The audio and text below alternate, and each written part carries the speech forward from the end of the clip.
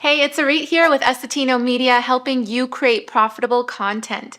And in today's video, I want to talk about how to conduct a Zoom call with a prospective client and actually share my process with you in terms of what that looks like, how I prep for the call, what sort of questions do I ask the client or the prospective client, and how to end it or give them a call to action so that if it's a good fit, they're more likely to buy your product or service by the end of that call. So let's get into it. So when I see a booking in my calendar with a prospective client, and you might have, something similar where you have a calendar on your website where people can book in a free consult with you, or maybe you just set that up via email. However you gain the booking, you want to try to make it so that you have some information about that person. Part of the prep that I do before getting on the Zoom call is looking back at my notes or in the emails with that person and seeing, what do I know about them? What sort of problems do they struggle with? Or what is their website? What do they do? What is the current state that they're in? Now, you might have none of that information at all. You might have a fraction of that information. Let's say if you have a website of theirs so that you could check out and find out more about what they do. Anything at all helps. And if you don't have anything, that's okay too, because you can definitely ask those questions in the call. That's the purpose of the call, is to find out whether they're a right fit for your product or service. So in addition to that prep work, finding out about the client, what I like to do before the call is when I sit down, about 10 minutes before the call, I like to set an intention for that call.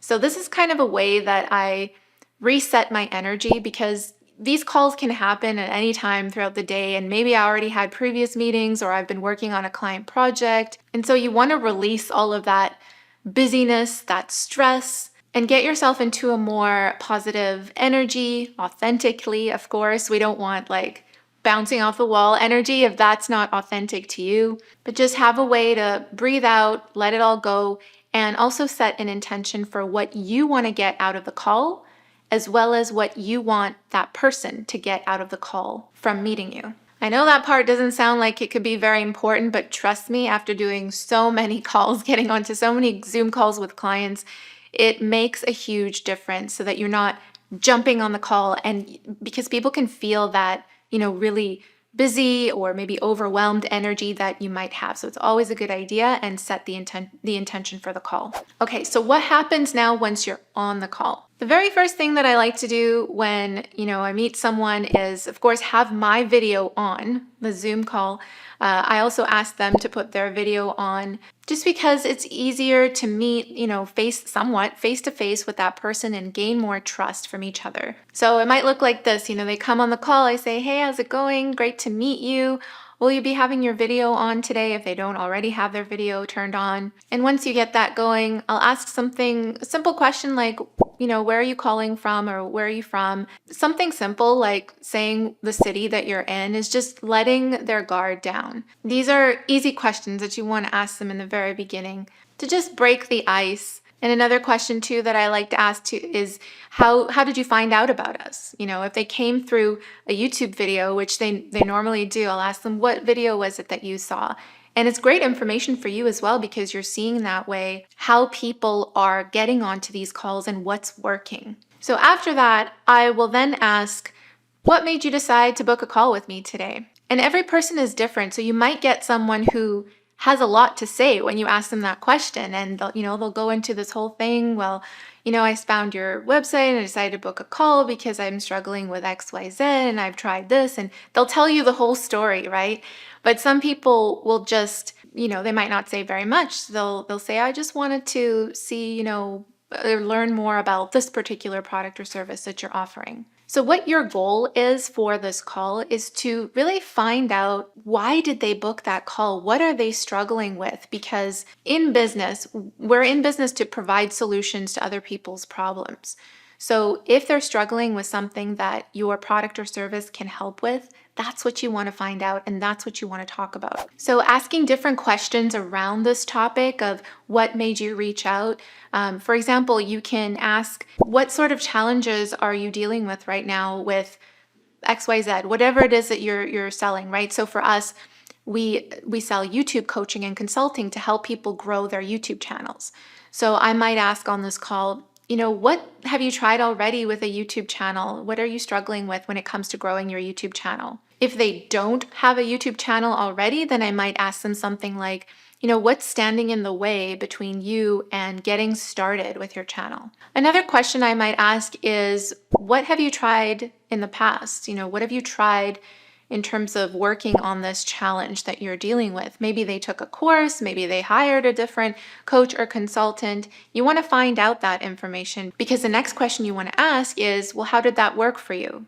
They might say that it didn't work out for XYZ reasons, or that it just kind of things stayed stagnant because they're booking this call with you for a reason, meaning whatever they've tried in the past, it still didn't work and they want to reach this goal of theirs, but they don't know how. So all of this information that they're giving you, you can then start to talk about how you can help them solve those challenges that they're going through. Especially if you've worked with other clients and you have some stories that you can share. Maybe you had a client who was struggling with a similar challenge. Then in that case, I highly recommend that you share that story with them because when people hear that, they're better able to see that you can take them where they want to go. If you don't have some of those client stories, that's totally fine too. Anything that you can share with them in terms of how you can help them solve that challenge will be greatly helpful, especially if you can show them something like visually.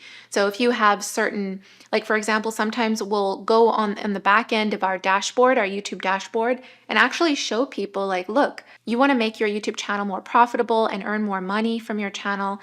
We can help you do that. We do that for our own channel. Take a look at our dashboard. This is how much our channel makes.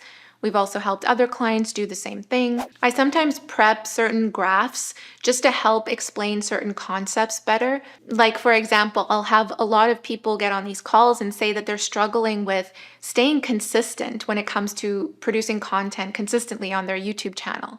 So I created a graph that shows the different steps that we teach in terms of how to produce content consistently. And it's like an overview of our framework or our system for how we're able to pump out so many videos a week consistently on the channel. So when you start to talk about these solutions, sometimes the person will bring up your product or service themselves. So they might say, okay, yeah, so I saw that you do some coaching, can you tell me how that works? Or they might bring it up themselves, in which case you can go into detail about how that program works or what that product or service looks like when they decide to buy that from you. Or when you feel like the call gets to a point where you've explained thoroughly how you can help them, then you can start to go specifically to the product or service and talk about that. Because the whole half of the call, or even more of the call, is discussing the why. Why would we be a good fit? You're struggling with certain things. Here's how I can help. I can provide the solutions, but you're not yet talking about your product or service. For me, I only bring up the product or service later in the call unless the prospective client asks about it. And what I'm sharing here with you is not like the end all be all when it comes to sales calls. This is just what's worked for me because I'm someone who doesn't like selling. I'm not a salesy person. So what's more important to me is just creating rapport with that person and getting to know who they are and just being honest about what results I can help them achieve. I find that when you're trying too hard and you're going like right from the beginning of the call, you're talking about your product and service and telling them how much it costs and what it includes and all this, it's like you're trying too hard. You're pushing, and you don't want to push. It's pulled, right? It's an attraction. You want them to see that you can help them get to where they want to go. So once they know about your product and service, the next question that you want to ask is, does that sound helpful? Does that sound like something you'd want to move forward with? And, they might say, you get so many different kinds of answers. You might say, I'll think about it, or yes, or no, or I got to ask my partner first. If it's a no, that's good because you want to make sure that you're only selling something to someone who actually wants it. Otherwise, it's not a good fit. If they're unsure or they said, yeah, I think I will do it, but I just need some time to think about it, what you want to do is tell them, I'm going to send you a proposal or an email after this call or later today. And if I don't hear back from you by Friday, I'll follow up.